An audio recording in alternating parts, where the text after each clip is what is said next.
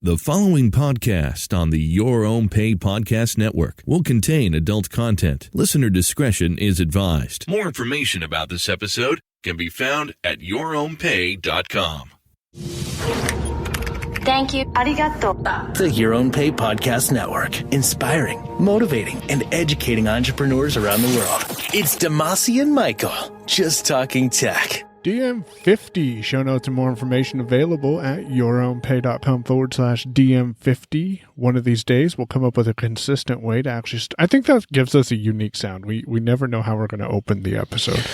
Yeah, man. And we don't need it. Like, look, this is... So, interestingly enough, I was talking to someone that works for a company in California. Michael knows what I'm talking about, but I think in order for me to be able to leave this in the episode, I can't really mention who.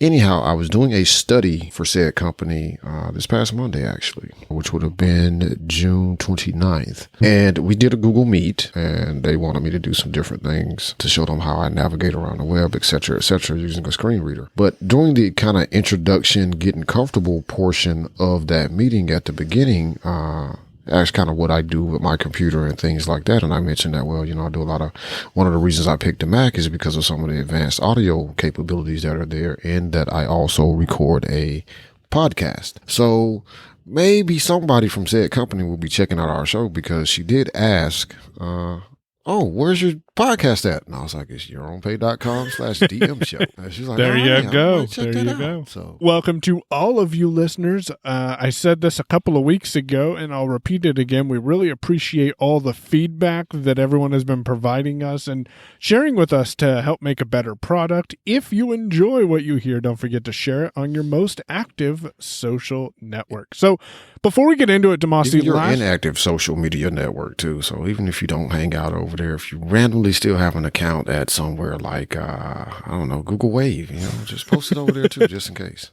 Yeah, share it. Just share it. Demasi, last time we recorded on DM49, I made an offhanded comment that I wanted to talk a little about affiliate marketing.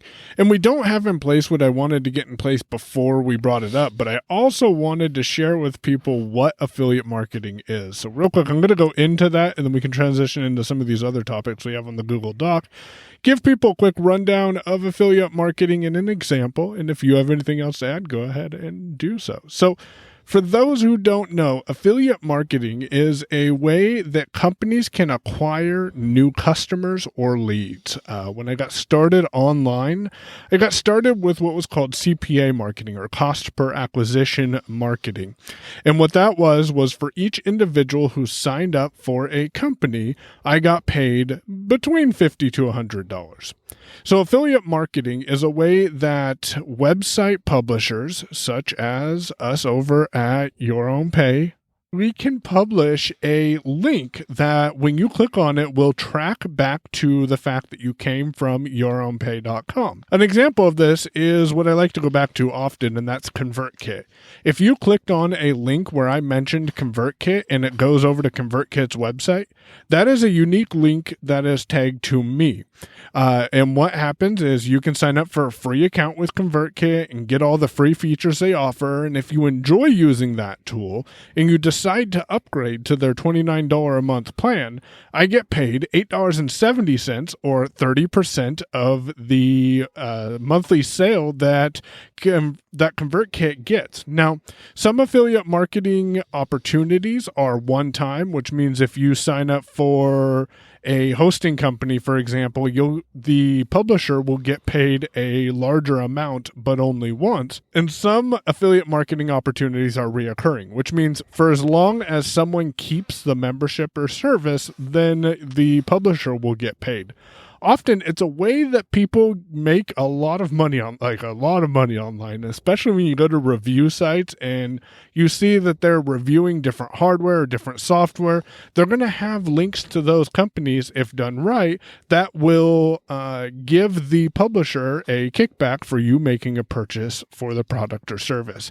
At any time, you can Google the name of the company and just go to their link, or just go to thatcompany.com or whatever their domain remain as directly if for some reason you don't want to support the publisher. But know that supporting the publisher with affiliate links doesn't cost you extra money. So that's the quick recap of affiliate marketing. If you want more information about it, head on over to yourownpay.com/DM50, sign up for the mailing list, and maybe we'll talk more about it in future. Demas, do you have anything else you want to add to it? I've been an affiliate for several things for a while. I would say most of the programs that I have been a member of are a one-time payment. Haven't really encountered too many that were recurring. Two things, if you're getting into affiliate marketing or if you're interested in it, you probably have started to notice this at a lot of websites like review sites or a blog that tends to review things in their area of focus. You usually will see some sort of disclosure about the fact that some links may be affiliate links because the FTC requires you to disclose said fact. If you're ethical, as we are, and I don't say that to toot our horn, but it is seriously true. Like, we have never recommended a product that we have not ever used, or recommend a product that we don't like, or that we sometimes recommend something we used to use because it may work for, the situation that a person is in, that product is the best thing for them to use. But we don't recommend anything just because we will receive some sort of compensation for you clicking a link and buying something. So those are the ethics around affiliate marketing. You want it to be relevant to your audience, and you only want to talk about products that you're familiar with, that you trust the brand, that you have used or would use yourself. It's okay if you are not necessarily a user of a product. So as Mike pointed out with ConvertKit, for example, like Mike has moved away from using ConvertKit as his email newsletter marketing service, but he still recommends ConvertKit because overall ConvertKit is still a pretty good service.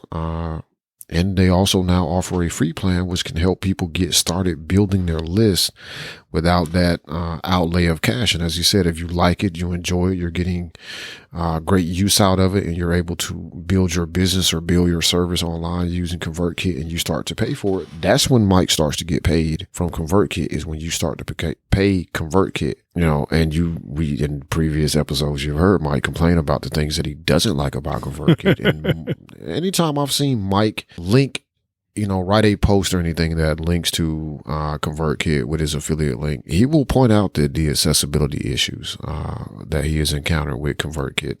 So there's, to me, that's a very ethical way to do things. Like, hey, I like this product. I have used it, for whatever reasons I have moved on, not because they're crap all of a sudden, but it's like, they weren't meeting my needs in the way I needed them met, which is what Mike's reasoning was for moving over to Aweber. But it's still a great service. I recently recommended ConvertKit to a friend of ours, actually, for the same reason. Like, I don't use it myself, but I'm a different sort of person. Give me an opportunity to try to go build something, I'll probably try to go and build it. And you have used it. You've logged into it, maybe not for yourself, but you've observed. Well, I've used it for myself at one point in time. When I was consistently, or at least semi-consistently, writing on demasi.org, I was using ConvertKit for a while because it was the easiest newsletter service to get up that was accessible enough for the things I wanted to do with it. Like, I wasn't trying to do automations or anything like that at the time anyway. But it was a whole lot better giving them, I think, I had a special rate or something for a minute of $19. Yeah. But it was better for me and much less time wasted to give them $19 a month than it was to use MailChimp for free and deal with the headaches. Now, one company that does not provide us an affiliate link, but I'd really appreciate it if they did, was Apple, who recently released their WWDC event. Demasi, what'd you think of this event? Did you watch it live or not? I did watch it live. I missed some bits and pieces here and there, and I actually haven't made the time to go back and watch. I also haven't watched any of the sessions either. It's kind of on my list of things to do, but I was really, so first it was all pre-recorded from my understanding. Yep. And it was a great, it was a great, honestly, the way that they did it this year, like I wish they would, at least the presentation part of, I can understand why people are, missing the in-person meetings and hanging out with their friends that they don't get to see except for WWDC. Like that stuff I get, but the way the presentation was done, I wish they would do the presentation, the keynote, presentation like that every year, because it was very quick. It was very dense. There was a lot of information there. And even then they left off a lot of things that, were major features. And they still, kept it up under 2 hours, but it was very quick. Like it flowed very smoothly. Didn't have to break for the applause and, break for the this and the that and the other, people walking off stage and coming back on stage and all of that. Like there weren't any breaks for that. So it was just like a recording where they just transitioned into everything. So I like the flow of it. That's the general consistency I've heard throughout the different tech reporting outlets, is that a lot of people liked the general flow of it. If you missed it like I did, there is a link. I put that in the Google Doc, so it will make it to the show notes over at yourownpay.com/DM50 to the keynote. And I think you can get, it's the events page on Apple's website, and I think you can get to some of the other events. So let's talk a little about, and I think this is what you meant when you added this to the Google Doc, about the announcements that they made. First of all, do you want to touch on iOS 14? So iOS 14, first of all, the beta 1, which is where we are right now for developers as we're recording, is beta 1 is actually really solid. Like it's not quite as good, I would say, as iOS 12 was. For anyone listening that remembers the iOS 12 beta, most people, started referring to iOS 12 for a very long time as, it's just like 11.5 or 11.6, because it was very, very solid. 14 is pretty solid. There's some random glitches here, but most of that I think are kind of expected bugs for some of the features that they added, but it's extremely solid. I am running it on my iPhone that I use every day. Yep, I know it's crazy, but I'm not going anywhere. Right? It's not like about here. It's like, oh man, all of a sudden maps start working. I'm like, well, I'm just in the backyard. Like, I hope I know my way back inside. Yeah, I hope so. Man, but it is really solid. Most of the features they added are needed features, or really kind of expanding or building upon things that they have done in it. So I don't think they're like any, not that I can think of off the top of my head, any new spectacular, like, oh my God, I can't believe they did this. Like everything that they have done seems like a logical step in the process of building the OS, continue to expand the OS. Widgets are now available on your home screen, which are pretty cool. Right now, there's only Apple stuff. So, of course, we don't know how other developers are going to do their widgets. But they give you multiple sizes. The difference in the home screen widgets now versus the widgets that were available in the Today view are that the widgets on the home screen in iOS 14 they're not little mini applets, is the best way I can think to put it. So, for example, I use pCalc as the calculator app on iOS, and pCalc had a widget in all prior versions since iOS 10, I believe. A widget, a full-blown, basic calculator, with all the numbers and addition, subtraction, multiplication, and division symbols in the widget. So I could just swipe over to the Today view and do a quick basic calculation just in the widget. I didn't have to open the app, which was extremely nice and was probably also somewhat very weird for the developer of pCalc, because I've heard a lot of people say this, which is they just set up the widget and they never opened pCalc because like they didn't need him. They weren't using pCalc's advanced engineering calculator functions. They just wanted to do some, what is 20% off of this thing or something, right? Or whatever, like just basic calculations. You could all do it in the widget. So it's like, man, I bought your app, but I'll never open it. Just use the widget.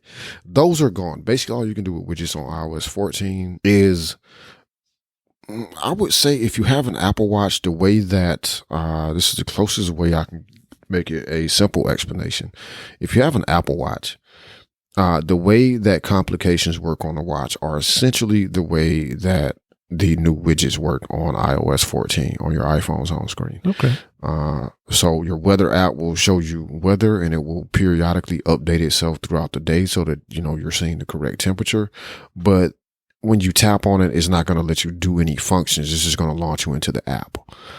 Now developers can set specific deep locations inside of their app where a tap will take you. So let's say if you're looking at a calendar widget, for example, and it just shows the number of appointments that you have today, and you tap on one of the events that you have, Fantastical or Apple's calendar, which it may do this now, could launch you into the view of that specific event. Whereas if you tap on a different section of the widget, maybe it launches you into just to the entire today view, showing everything listed for you. So there's some functionality, but it's really more just glanceable information, just like the complications on the watch. I would say probably the big headlining features have added some new stuff to messages. We'll chat about some of the other features as the summer progresses and as I spend more time with it. And Mike, potentially spends more time with it because Mike is using an iPhone sometimes, kind of, sort of, a little bit. I would say probably the biggest features across the iOS devices that I can think of would be at some point, because I don't think you can currently do it right now in beta 1, you will be able to set a third-party app for your default mail client and web browser. We did not get calendars, which is what I really wanted. Yeah, more than those other two things. I just wanted calendars to be. Yep. Now, I gotta ask you, because it's the elephant in the closet, because I'm in a closet, so I'm gonna use closet. What do you think of the new app drawer? Yeah, that's the other feature, the app library. Yeah. So, now all of your apps will be in a, I think it's interesting. I think it needs some refinement, which I expected to get over the beta cycle. If the current implementation or the current way that it functions right now were a release version of it, I would hate it. Well, hate is probably too strong of a word. I would dislike it because there are things that I dislike about it, but most of what I think are issues are really what I consider to be like, it's still a feature that's in progress. Like they still have work to do. They still have some refinements to do before it's released as the, new release of iOS 14, probably in September. But overall, I do like the idea. Yeah. Honestly, I never really considered Apple doing such a thing, but that is a feature that I did like from Android, which is the app drawer that's on Android, because then you don't have to have 17 screens of applications because you got a bunch of apps on your device. It's like, here's this one place that contains everything. Makes logical sense. What I would say the issues I currently have with it right now, though, would be it's a little jittery with navigation if you're trying to flick through just everything that's on the list. I can sort of understand some of the little categories they kind of try to split things off into. But then sometimes it don't make sense. It's like utilities are things I would expect to see up under what they categorize as utilities, because in the App Store it's a utility, but it's not under there. And the only way to get the list view of all of your apps listed in alphabetical order is to tap into the search field first. So that's a little weird. That's something they need to make allowances for. Also, if you have an app that's only available, like you can only see it in the app drawer, right now in beta 1, to move that app, let's say you want to drag it out and put it on your home screen, you can't use the move actions that voiceover users have gotten used to, which is flick down to edit mode, double tap, flick down or up to drag, double tap, and then now you're dragging that application and then swipe over to where you want to, drop it at and flick down to the appropriate drop action and double tap. That will not get that app moved for you out of the app drawer. You have to double tap and hold on the application itself once you're in edit mode. Drag it over to the edge of the screen, left side of your screen, so that it will move over to an actual home screen page, and then you can let it go and then use the typical voiceover mover application rotor actions to move it once it's on an actual home screen, but you can't use those to get it out of the drawer. I feel like that's a bug, not an intentional behavior, because it doesn't make sense. First of all, and it's not consistent. But overall, I like it. I think it is a good move. I have hidden all of my screens except for 2, which is the other thing that is new in 14. You can hide specific home screens. So if you don't want to, see pages 3 through 7 on your iOS device because it's just a bunch of apps, you can hide those and then, organize your first 2 screens the way that you want and fetch everything else from the app drawer or search. There you go. Which I still find myself doing more of to get to an app because I've just gotten extremely used to doing that over the past couple of years. I just search for it. If it's not on the first 2 screens where muscle memory will take me to it, it's just a search and then I'll get it. And remember, this is beta 1. So things will change over the summer. Take what we have shared with you guys on this episode with a grain of salt. I want to throw in a couple of more things that are features. Public betas should be out sometime in July. Be careful. I would say wait if you're interested at all until much dumber people like me tell you that, oh, no, it's fine, before you install it. Shortcuts got a few new features. One, we now have shortcuts on the Apple Watch. So that's back. Because the workflow app used to be available on Apple Watch. So we now have the ability to use shortcuts on the watch and set them as complications. So you can set individual shortcuts to a complication. So on one of my watch faces, for example, I have 3 complications, all, 3 different shortcuts. Shit, you are set as ballsy. Complications. Huh? I think you are ballsy. I was getting ready to ask if you were running beta on your watch, and then you said one of your... Yeah, man. Look, you don't get the full experience, dude. You don't. They don't talk to each other right if you got your phone on a beta OS and your watch is on Stable. an old OS. Yeah, and it's it gets a little... But yeah, so shortcuts on the watch. That's nice. And... shortcut features of note that I think are going to make me start using shortcuts, at least the automations of shortcuts more this year. So they introduced automations for shortcuts. I want to say it was last year. It was last year. And you could have shortcuts. You could build an automation inside of shortcuts, and a personal automation or a home automation. And personal automations could be triggered by several things. So when you arrived at a location, when you left a location, things like that, when you connected to Bluetooth, when you disconnected. But all it would do is give you a notification that you will have to tap on in order for the shortcut to run. Mm-hmm. They have lifted that restriction in iOS 14 in shortcuts for all except one trigger. Location triggers still are only going to give you a notification. So leaving or arriving at a location are going to still present notifications that you will have to interact with. But for time of day, battery level, 2 new ones, which are when you receive an email or receive a message from a specific contact, opening an app or closing an application, when your battery level is at a certain percentage, when you connect your device to power, when you disconnect from power, and CarPlay and a couple other things, you can have those automatically just run. So you don't have to interact with them. They will just do the thing that you want them, that you have built that shortcut to do, which is fairly nice. It's extremely nice. It actually is going to make automations for me, this year, a much more interesting thing because I can have stuff trigger at a specific time of day.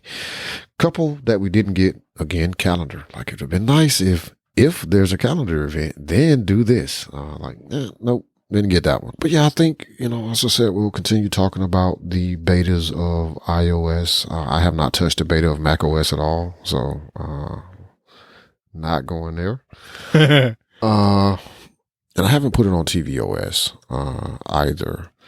And I don't have an iPad, so I can't put it on the kids' iPad because, it's kids. Yeah, they need stability. Yeah, they do. I actually held them back from 13 for a long time last year. Before I updated. And you still never got stability. Oh. Man, who you telling? I would say probably the one thing that we haven't mentioned related to the keynote would be, well, Mac OS does go to 11. They finally got rid of Mac OS 10 point whatever. Yep. So funnily enough too, before we move into the next topic, related to 11 is I was catching up on my RSS news feeds and I saw that someone posted an article and in the title, I guess they missed it and had not yet, trying to beat everybody else out with their post. Apple releases macOS 10.16, Big Sur. It's like, yeah, I guess you missed the slide that everybody was talking about where they said it's macOS 11 now. So I wonder if they updated the article. But speaking of 11s and beta testing software, Mike is doing a lot this summer because he's apparently right now beta testing or playing around with iOS 14. And he's also, Mike, are you still on the beta of Android 11? I guess is the question because I keep forgetting whether you're there or you're not there. I forget whether I'm there or not too sometimes. No, I am running stable version 10 right now. Because I was just having some talkback quirks with Android 11. I would wait a couple more iterations. For those who don't know, Android 11 is out as a public beta. And so I, of course, went and installed it on my Pixel. And you can get things done, but some of the things like sending audio messages inside of Messages or Telegram or WhatsApp is a little difficult because you can't double tap and hold on icons. I think this comes into some of the stuff that the Google accessibility team is working on for public release of Android 11. Unfortunately, with beta, you will run into bugs, and I think this is hopefully one of those bugs and will be resolved in the near future. I also was running into some little quirks of being able to access different apps. There were some apps where I had to turn TalkBack off and then touch in the relative place on the screen, which was okay, but it kind of made my workflow a little more difficult. However, since I have removed the Android 11 beta and switched back to Android 10, I've learned more about how to access some of the Android features. So in our previous episode, I think I mentioned that I really was fond of the notifications way that things were sorted and how conversations can be floated to the top of your notifications so you didn't miss them.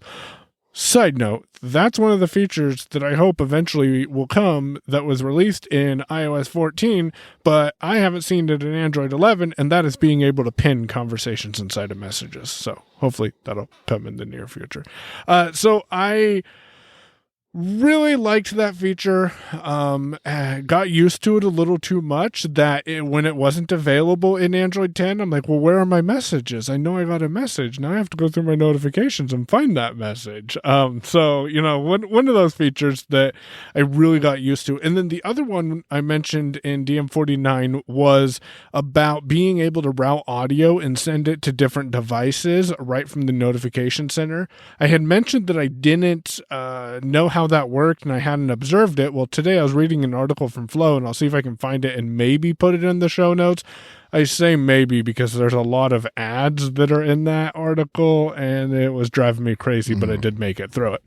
But the feature is in the developer settings on Android. So you have to go to settings and then about and then tap or double tap on the build number. I think it's 7 times. It'll walk you through it. Just do it multiple times. It'll start counting down. And then that'll enable the developer mode. And then you go and you turn this function on. And then you can actually route the audio from your headphones, or you can have headphones going and play your audio through the speaker of your phone. So an example that came to mind for me was I always have a pair of earbuds in. Always. Well, except for when Demasi and I are recording, and then I have headphones on.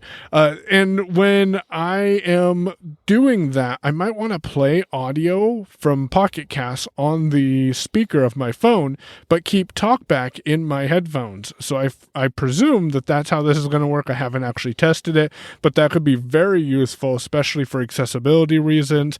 And I don't know, but maybe you can start sending talkback different places and keep your media playing in your headphones. So I'll be playing with that again when the next beta drops. I do recommend, if you are trying out betas, maybe poke around in the developer settings as well, because you might find some hidden features in there for some people as well in different places. So that's my experience with Android 11. It's mixed. I'm excited to see where they go. I have told a couple of people that I am interested in what iOS is doing as well. It's kind of a fun time because the choices are substantial. Like you have the ability to choose what you want to do with your sorry, Demasi, I was reading through the Google Doc and I saw something about food numbs, I thought, and I'm like, what the hell is that? So you have the ability to choose what platform is going to work best for you, and both of them are getting automation. Really, we are transitioning to a time where we have little computers in our pockets with the new features that are available in iOS 14 with shortcuts and Tasker, or some automation features that I suspect will be coming to Android as well, that they kind of started hinting at with Android 10. Good times are coming. Now, one thing I do want to tell you, and then we can transition to this next topic, whatever Demasi was talking about, is that Android 11, it was made aware to me yesterday on a DTNS podcast, I think, that Android 11 will have these great features such as surfacing messages, notifications, and some of the other and the home control that's in your power screen. These features can be disabled by your manufacturer. So if you're not running a Google native phone, potential is that you may not have some or all of the features. The example was given, and we haven't confirmed this because obviously Android 11 isn't released yet, but the example was given, well, maybe Samsung doesn't want to put Google's home controls in your lock screen because Samsung has their own home system that they'd like to add to your lock screen. So keep that with a grain of salt. There are pros and cons to having a more open system like Android than iOS, and yeah, there's pros and cons. So I'm excited to see what happens. And Demasi, any feedback? Is there any sort of reader mode for Android? There is what's called simplified view in Chrome, and that will typically take out the menu links and the ads, and that may be worth exploring more. I don't use it consistently enough, so I can't walk someone through it. Aside from the fact that when you get to a web page that supports it, you'll hear reader mode, and you can enable it. Now, what I use more often than reader mode is a cool feature that was added earlier this year, that when you're on a page with an article on it, you can squeeze your phone on the Pixel and say, read this, and Google Assistant will read that article to you. And so I use that quite often because it will then skip over the ads and skip over the links. Now, you can't control the playback speed right now or anything like that, so you couldn't speed it up, but it is available as something to read to you, and then you can pause that reading and then get back to it in your notifications. And if you are interested in reading that article again, or you pause it and you go do something else and you come back a couple hours later, that notification with the rewind 30 seconds, play pause, and fast forward 30 seconds will be in your notifications unless you hit the stop reading and dismiss this notification, which I think is super convenient for future reading. Cool. Yeah, I was just curious because you mentioned the article with a ton of ads. I was like, I hate all of the ads. Some people have tasteful ads and they don't get in the way, but more and more. I'm learning about medication I don't need because they're using, like, I can't remember the name of one of them, but one of those ad networks that just puts whatever the hell they want, has no relation to the content that you're reading. Now, if it was related to the content I was reading, I'd be more open to the ads. But no, something tells me I have psoriasis or something like that. Yeah, one site that I haven't, I never was a big reader of iMore, to begin with, but man, like I was trying to read an article on iMore the other day, and it's like there's so many ads. The page is so slow. Maybe this is why these companies need to explore more affiliate marketing. So with the upgrading and downgrading to beta back to stable, I really didn't want to lose my text messages. And I've had some mixed experiences with the backup utility inside of Android. And as you know, more than likely, going from a backup made in Android 11 or a newer operating system back to the stable version of the operating system and restoring that backup, in a lot of cases, does not turn out the way you might expect. So most of my items that I have on my phone are saved in Google Drive. That is my number one tool, I think, in Android. But the one thing that I hadn't been able to consistently find a reliable way to keep backed up was my text messages and call logs. I've got some text messages on my Android phone from March of this year through now. And the reason I only have them from March is because I hadn't found this app that I want to mention yet. And then when I found it, I'm like, well, that's nice, because when I went up to Android 11, I did not restore my phone to factory defaults, which also could have played into some of the problems I was having. However, I did have to restore my phone to factory defaults when I downgraded from Android 11 to Android 10, which just meant that I needed to reinstall all of the apps that I had. And if I wanted my text messages back, I needed to use SMS backup and restore.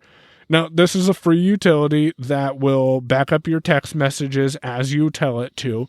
Or my favorite feature is that I have an automated setup for SMS backup and restore to back up my text messages and call logs at 3:45 a.m. every morning. This goes into Google Drive into a SMS backup and restore folder that I created so they don't clog up my root directory of Google Drive, which did happen when I first set up this app, is I didn't create a subdirectory. And then what I can do then is if I decide tomorrow, or if I decide when we get off this call, that I want to restore my phone and upgrade it to Android 11 and then restore it again and do whatever I want, I always have, at the absolute worst, up until 3:45 a.m. this morning of backups that I can easily restore. Now, another nice feature is that you can go into SMS backup and restore and hit backup now right before you reset your phone. So if I don't forget to do that, then I can literally have every text message that I've received up until the point where I restore my phone, and then I can restore those text messages and it will merge with any existing conversations. So that way you have all of your text messages, all of your call logs from when you restore that phone. So I really love this app. Full disclosure, I am not paying for the pro version, which my observations are just removes the ads. I was literally just bitching about ads, but I don't want to pay for an app to just remove the ads. I wonder if you could set up some sort of tasker action that would watch. So if it detected like you were trying to do a phone reset, it would pop up alert and say, "Hey, did you back up?" That would be something clever to play with. I should play with that and see if I can set something like that up, because that would be good. Right now, that's my workflow, though, is I will jump into SMS, backup and restore, hit back up. It takes probably 20, 30 seconds now that we've upgraded our internet a little. And then I jump back into settings and I go and I do the system restore, or I do the upgrade. So that's my cool app that I wanted to mention today. What about you, Demas? Are you playing with anything fun on iOS? So I'm not really playing with anything new per se, but I am continuing to build and be more proactive about my health. So one way that I'm doing that is tracking my calorie intake, or my food intake in general, what I'm eating. And the app that I settled on to do this on iOS is called Food Noms. It's a free app with an in-app purchase. I believe it may be a subscription for some additional features, but the basic functionality that I'm going to talk to you about is actually free because I have not paid for the in-app subscription myself. basically what Food Knobs is, anybody familiar with MyFitnessPal, it is very much like that application, except it is a lot more secure because everything is done on device. So there is actually your information that you log is only on your device and is stored in your health app. Now, that doesn't mean it can be backed up to iCloud using iCloud backup or using other backup tools like iMazing on the Mac or Windows to back up your device. That information will be contained there. But there's no centralized server for you to, host all of your information and anybody to sell, data about what you're eating, what you like, et cetera, et cetera. None of that is going on. There is a centralized database where you can pull information from. So essentially what this app is going to do is you can enter in something that you've eaten. You can scan the barcode of a package, or you can search for something. And the searches, I would say, be very specific. Like, don't just type in chicken because you're going to be clicking through chicken items forever. Type in, if you had chicken, fried chicken drumsticks, type in fried chicken drumsticks or at least chicken drumsticks to narrow down the list. Right. But basically, you add the thing that you ate. It has a pretty big database and is growing because the developer recently added the ability for users to contribute back to the database so that they can continue to expand it. So, for example, I scanned a bag of chips. Everybody that talks about food tracking apps always starts with a bag of chips. It's very strange. But I did scan a bag of chips. And it told me that they were Ruffles, plain, and told me about, how many calories were in a serving, et cetera, et cetera. And I was able to add that as like, this was a snack. I never use MyFitnessPal personally. But one of the things that I like about this app and that other people who previously used, MyFitnessPal, before I told them to stop using it because they had been hacked.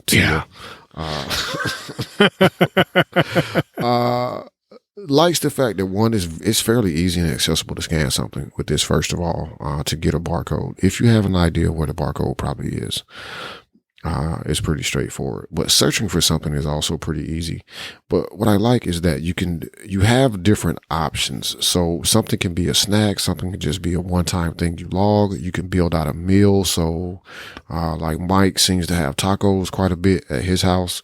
He could save the taco and whatever else they eat with the tacos as a meal. So the next time he has tacos, he can just log that meal without having to go through all of the extra steps of saying, well, I had a taco and I had, I don't know typically I don't really eat anything with tacos. You eat anything with your tacos? No, not really. But maybe you need to include what you put in it. Like I had tacos with sour cream and Tabasco sauce or something. Yeah. And you can also do that. So you can, make up a meal out of the, foods that make up that meal. So let's say, grilled chicken and mashed potatoes and green fried beans. Mashed potatoes and corn, right? That could be a meal. Or as you just stated, Mike, like you could make the meal be the ingredients that made up the dish. So you could say, tacos with this, that, and the other stuff in it. Or if it's, like I have, and I'm pretty sure you have, Mike, because you're a cook. You cook just like I do. Some random shit that you just made up, like it don't have a name. Because you just made it up. But you could give it a name and add the ingredients. But you could give it a name and put the ingredients in, and then now you're able to track that based off the ingredients. It would make up a reasonable facsimile of what you actually ate and how many calories you took in. It also includes things like, the zinc levels and the salt levels of things, etc. Another thing that is super cool about it, I have not started to pay for this feature, but one of the paid features you get are what they call estimations. So I don't know how many chips I ate. I just grabbed like 2 handfuls of chips and threw them on a paper plate, and then I ate them. Like, was that a serving? Was it 2 servings? Was it 4? I don't know. But with Food Knobs, I believe this is just a paid feature. You're able to say, well, I think I ate about 2 servings, right? So it'll adjust for that and give you a little bit more flexibility with the actual calorie intake. You can obviously set goals. So like if you're trying to either cut back on calories or meet a specific calorie goal, you can track that, track your progress and your achievements on that. Fairly nice app. As I said, really accessible. And as I continue to kind of be more health aware and try to pay attention to what I'm doing and be more conscious of what I'm eating and how I'm eating also. This is the first app that I encountered that made me actually use it. Like I actually take the time to use it. They do also have shortcut support. So I will be probably looking at building out some shortcuts to make some, especially since now I can run it from my watch. I will be able to hopefully build some shortcuts that'll let me very quickly log at least the typical things, coffee intake, stuff like that. But nice app for tracking your calories and all of that good stuff. And Mike recently got the Wise scale, which could also be used in conjunction with something like Food Noms if you're attempting to lose weight or possibly gain weight if you're a teenage boy that wants to play football or something. But Mike, how is the scale going since you had it for about 2 weeks now? Yeah, 2-3 weeks now. It's going. Scale is still in the bathroom. I haven't gotten frustrated with it and thrown it out the window. I've become more comfortable with it. So at yourownpay.com/DM50 in the resources heading, I will put a link to it for people who are interested. I have created custom labels for each of a majority of the unlabeled buttons inside of the app for TalkBack users. You can download this and import it into your TalkBack app, which is super cool. And then you can have access to all the pertinent information you need. Now, I need some other people to test it because I only have the Wise scale. I don't have any Wise bulbs, and we may be getting a Wise lock. I will let you guys know soon. But I'm curious how my labels will interact with other devices that aren't just the scale, because I don't know how the app will change. But it's going pretty well. I'm tracking my weight in Google Fit, and it's keeping that data.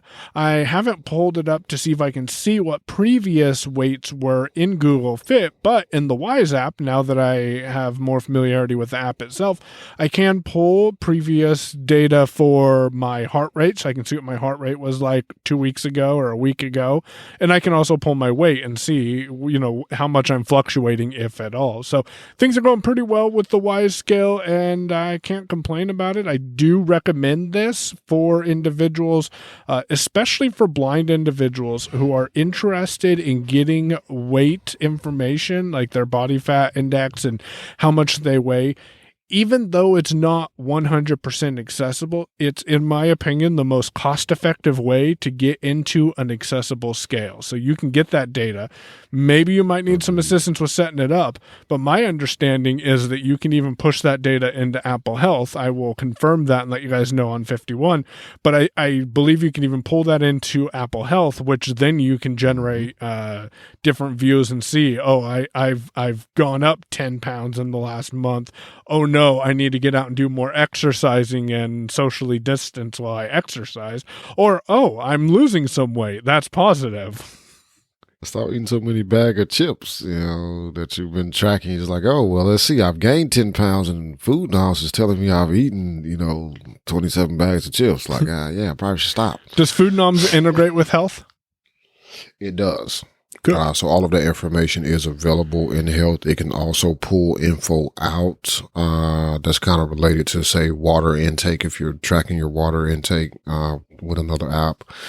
The Wise app will push data into Health. I can tell you that on iOS. And that was going to be one of my questions for you was, have you tried out the Wise app on iOS yet? No, I have not. I should, but I have not yet.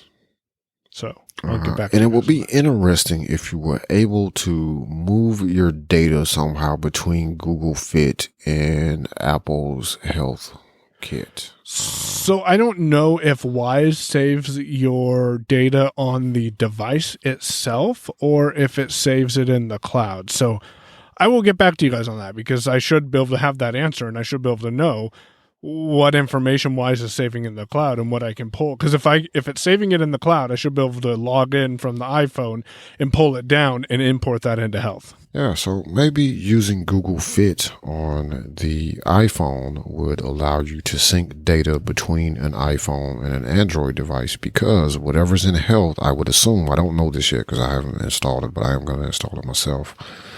I would assume you're able to share data out of Health into Google Fit, and then Google Fit, being Google Fit, will naturally sync with Google Fit on an Android phone, which means now everything stays in sync across the two different devices, which means your step counts look good. Yeah. And your calorie intake and all of that stuff. No, we'll try this out and get back. And then can I carry two phones and get double the step count? I don't think that'll work. Not at all. So, Mike, what did you do about a TV streaming box? So I bit the bullet and I went so let me start a little bit in the past.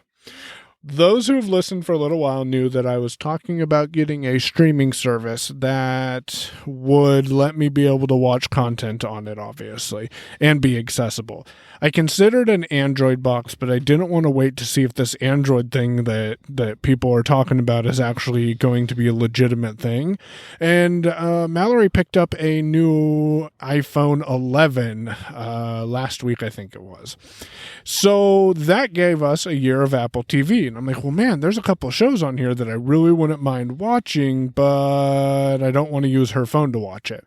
So I logged into tv.apple.com. That was a fun experience, especially with two-factor authentication. And I punched in the show, I think it was C, that I wanted to first start out checking out. And I'm like, okay, well, this is cool. I can watch it from my phone. Audio description was kind of a pain in the ass to get enabled, so I had to grab one of the kids to help me get it enabled. But once it was enabled, it worked just fine in Chrome on Android. So I'm like, cool. Can I cast this to my TV so I can watch it with Sonos? And I could not. So I logged in from the computer and I'm like, man, this casting from my computer to the Chromecast so I can listen to it on Sonos is buffering way too much and it's driving me crazy. So we decided that because Apple TV is supported on Amazon devices, that we would pick up a Amazon Fire TV. And I almost pulled the trigger on the Amazon Fire TV 4K. And then I'm like, well, Demasi mentioned to me that maybe I should look at a Cube if I'm going to jump into the Amazon ecosystem for TV, because it has a little bit more power. So I opened my favorite assistant, Google, and said, hey, what's the difference in the Amazon Fire TV 4K and the Amazon Fire TV Cube? And the first thing it told me was that the Cube does support does have more processing power, and you can use Alexa from it. So Monday, I will have a Fire TV Cube. But yeah, that's our TV solution. I did pick up the Amazon Cube. It'll be here on Monday, and I'm excited to play with it. I know it's not new, and I'm late to the game because a lot of blind people have it, but I realize not everyone has it, so I will be sharing my thoughts on it on DM50. I'm going to be interested to know what you think about it, though, because wait, how much was it? The Cube, I've seen it between $99 and $125. Okay, that's not bad. Yeah. It is cheaper than the Apple TV because we thought about that too. Yeah, it is. See, I thought it was $99. Well, I have seen it for $99 myself also. So yeah, it could be a reasonable alternative. I'm curious how accessible it is to get around and move around. I probably personally won't get one. But it could be something for like a mom or something. Yep. Like, hey, you can use this thing because you don't want to use an Apple TV, and the remote on the Apple TV is stupid. But you could use this thing, and as long as I'm able to help you troubleshoot it, I'm fine as far as that goes. I can actually wait for the new Google thing to see if it's going to be a real thing or not before I have to buy another TV box.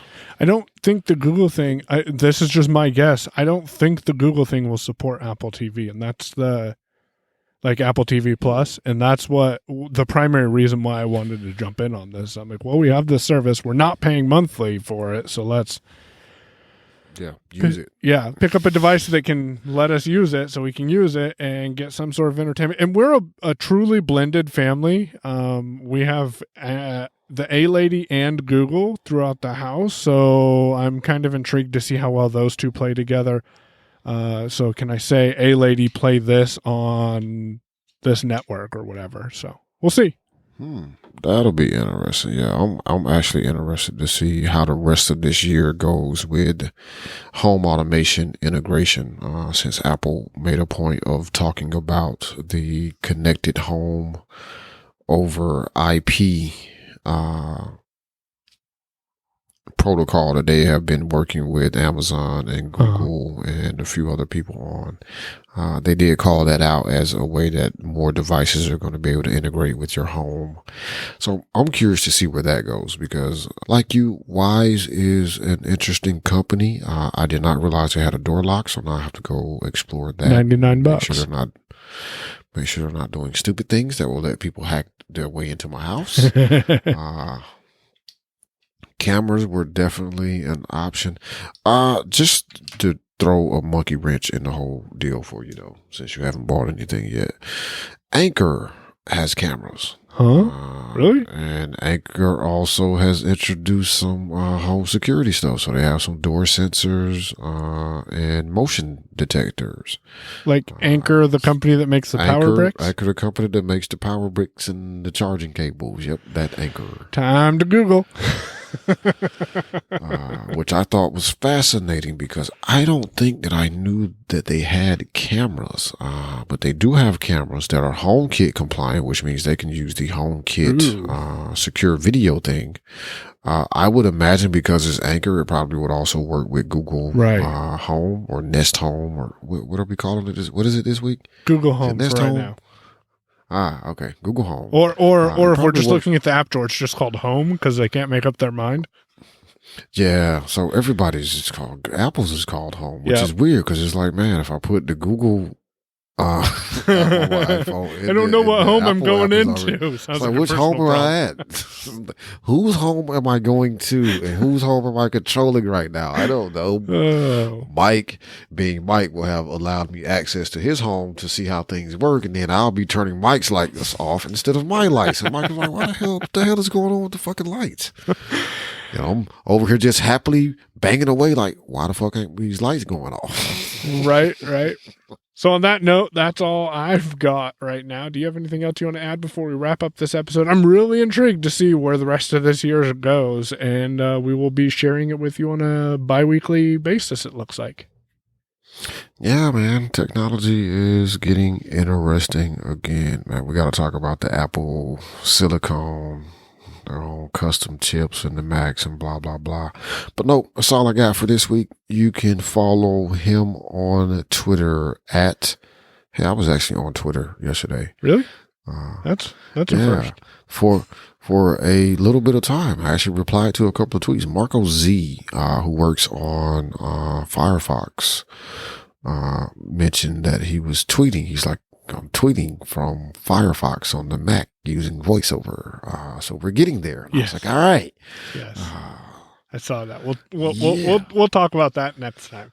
But anyway, if you want to follow him on Twitter, he's at Payown, Payown, and I am at Damashe, Damashe. Show notes, links, resources, things we discussed are all over at yourownpay.com/DM50.